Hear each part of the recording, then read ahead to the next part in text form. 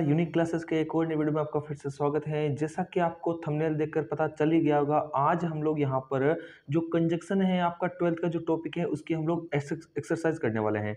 ठीक है, जो इसका कॉन्सेप्ट है वो अगर आप सोच रहे हो तो उसका वीडियो पहले से ही आ चुका है, जो कि चैनल के ऊपर उपलब्ध है। अगर आपको चाहिए तो लिंक यहाँ पर मैं डिस्क्रिप्शन में दे रहा हूँ, आप वहाँ पर जाकर वीडियो को अच्छे से देख सकते हो, समझ सकते हो। वहाँ पर जितने भी कंजक्शन आपके सिलेबस में है, सारे के सारे हमने कॉन्सेप्ट अच्छे से समझते हुए उनको क्लियर किया है। ठीक है, अब साथ ही साथ इसकी एक्सरसाइज भी जरूरी है, तो उसका ये वीडियो हम लेकर आ चुके हैं। तो मैं आपको बता दूं, इससे पहले हम जो टूर व्लॉग हमने एक किया था, जो भूतेश्वर महादेव का मंदिर घूमने के लिए यहाँ पर गए थे सभी स्टाफ, तो उसका वीडियो है वो चैनल पर अब अपलोड हो चुका है।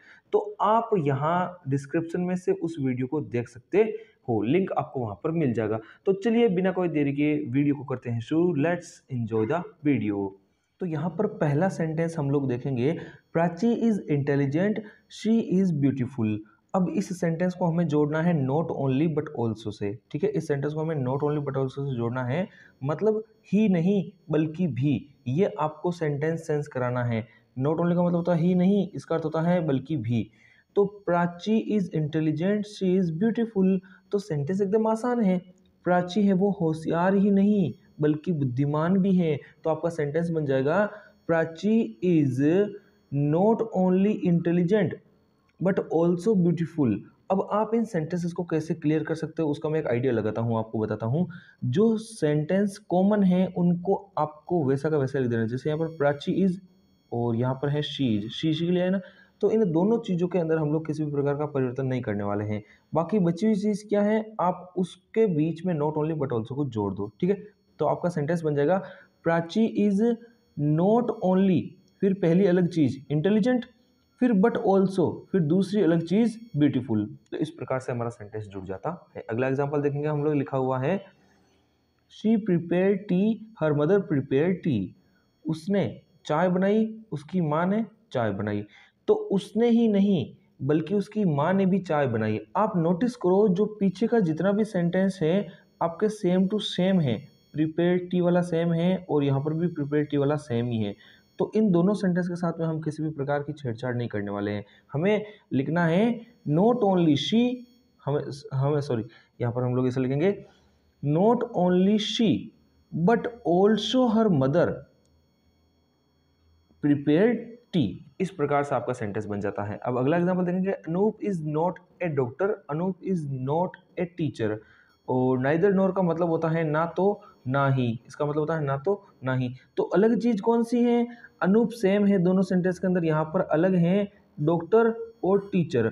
तो इनके बीच में हम लोग सेंटेंस जोड़ देंगे, Anoop is neither a doctor nor a teacher. इस प्रकार से आपका सेंटेंस है वो बनकर तैयार हो जाता है। अब अगला एग्जांपल देखेंगे, लिखा हुआ है, Rajesh works in A bank, Umesh works in bank.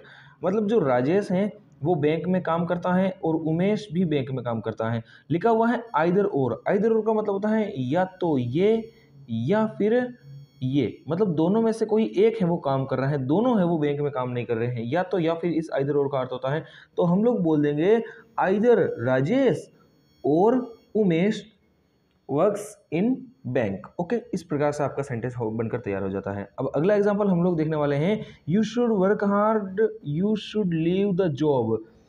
या तो या फिर, तुम्हें कठिन मेहनत करनी चाहिए, तुम्हें नौकरी छोड़ देनी चाहिए। तो भाई या तो तुम्हें कठोर मेहनत करनी चाहिए और या फिर तुम्हें जॉब छोड़ देनी चाहिए।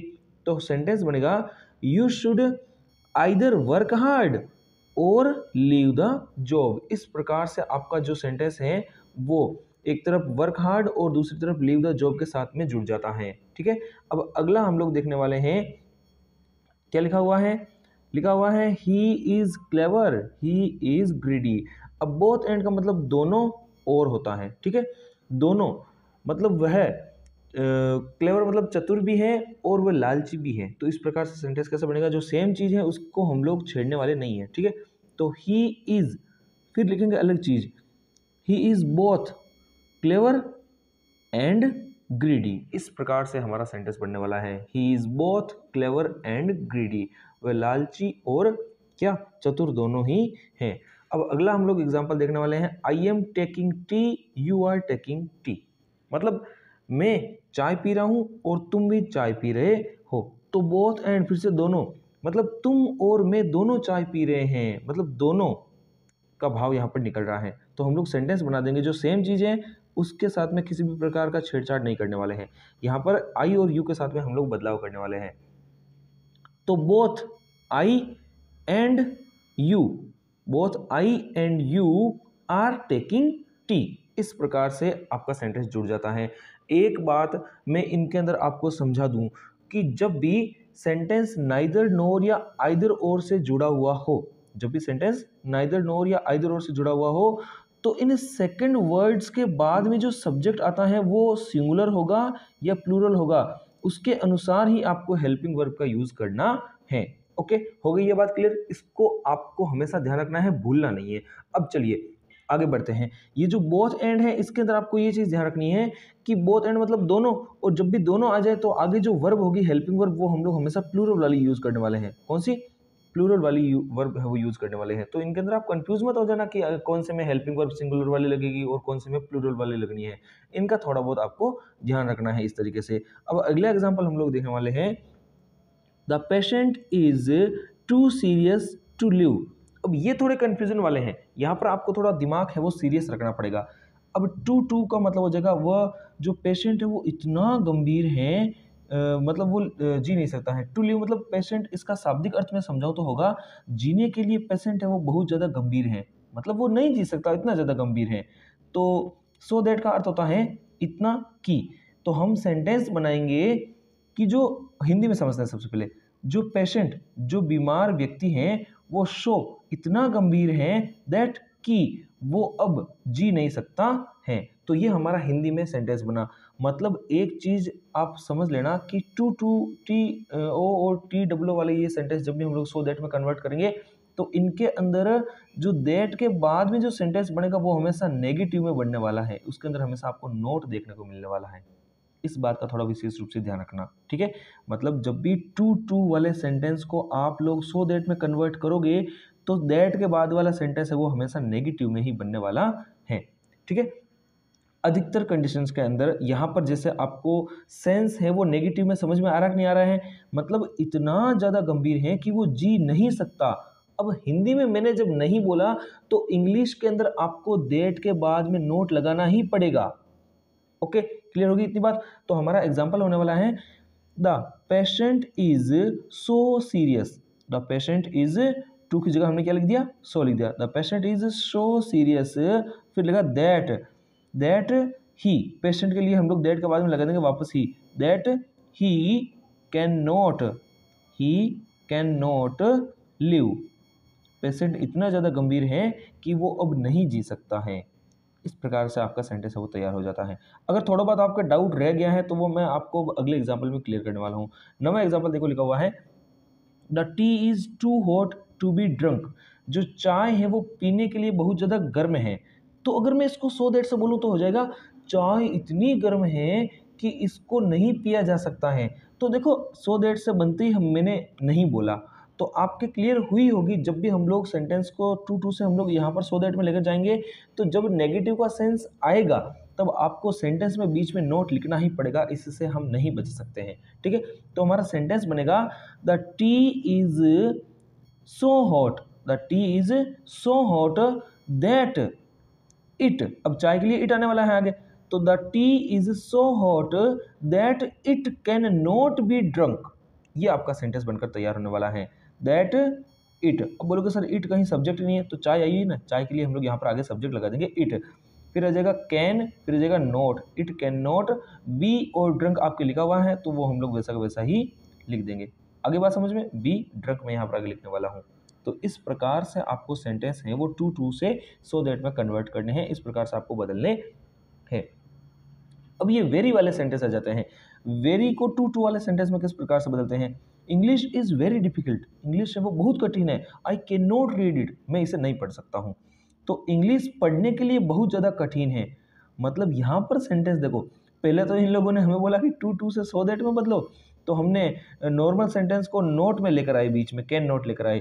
अब ये फिर से क्या बोल रहे हैं कि नोट तो भाई हमने दे दिया है, नोट तो हमने क्या कर दिया है, नोट तो हमने दे रखा है, आप लोग इसको वापस अब बिना नोट वाले सेंटेंस में बदलो, मतलब टू टू में बदलना है। तो अच्छी कोई समस्या वाली बात नहीं है, हमको केवल चेंज करना है, इसको हम कर देंगे।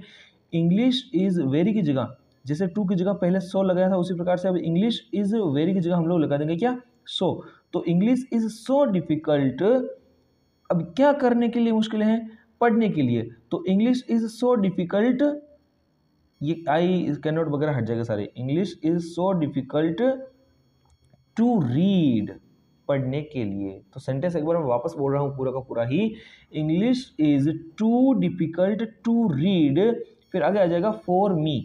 ये फॉर मी क्यों लिखा सर आपने, इसके बिना सेंटेंस में क्या समस्या हो रही थी, क्योंकि जो आई का जो सेंस है ना वो हम लोग सेंटेंस में कहीं दे ही नहीं पा रहे हैं। तो इस आई का सेंस देने के लिए मुझे लास्ट में फॉर मी का यूज करना पड़ा, जिससे समझ में आ रहा है कि भाई अंग्रेजी पढ़ना मेरे लिए बहुत ज़्यादा मुश्किल है, आई कैन नॉट रीड, मैं इसे नहीं पढ़ सकता हूँ। ये आपका भावार्थ यहाँ पर हमें समझने को मिल गया है। अब लास्टवां 11वां हम लोग देखेंगे, the stone is very heavy, Sita can not lift it, जो पत्थर है वो बहुत भारी है, सीता इसे नहीं उठा सकती है। तो ये एग्जाम्पल मैं आपके लिए रखता हूँ, और जो प्रॉब्लम होगी तो आप मुझे कमेंट सेक्शन में पूछना, मैं आपको ज़रूर बता दूंगा। तो आई होप आपको एक्सरसाइज है वो अच्छे से समझ में आ गई होगी, और जो हमारे इसका फुल कॉन्सेप्ट है वो वीडियो आपको चैनल पर मिल जाएगा कंजक्शन का, तो वहाँ पर जाकर आप पूरे कॉन्सेप्ट को अच्छे से समझ सकते हो कि भाई ये फॉर मी क्यों आते हैं, या फिर सो दैट को किस प्रकार से टू टू में बदलते हैं, वेरी वाले सेंटेंस को किस प्रकार से बदलते हैं, जितने भी प्रकार के वाक्य हैं आप वहाँ पर अच्छे से समझ सकते हो।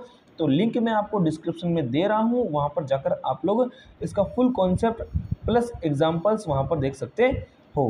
तो 12th का ये टॉपिक है आपका अच्छे से आई होप क्लियर हो गया होगा, और बाकी कंपटीशन जो एग्ज़ाम होते हैं उनमें भी ये चीज़ें काफ़ी काम आती है। मतलब मेन इसका जो टॉपिक है वो ये very too to so that वाले यही कन्फ्यूज़न करते हैं, इन्हीं में बच्चे बार बार कन्फ्यूज हो जाते हैं, कहाँ नोट लगाना है नहीं लगाना है। तो इन चीज़ों को कॉन्सेप्ट में अच्छे से क्लियर किया गया है, तो जाकर आप लोग वीडियो को देख सकते हो। वीडियो बहुत ज़्यादा लंबी हो रही है, तो जल्दी हाजिर होंगे एक नए वीडियो के साथ में, तब तक के लिए जय हिंद जय भारत।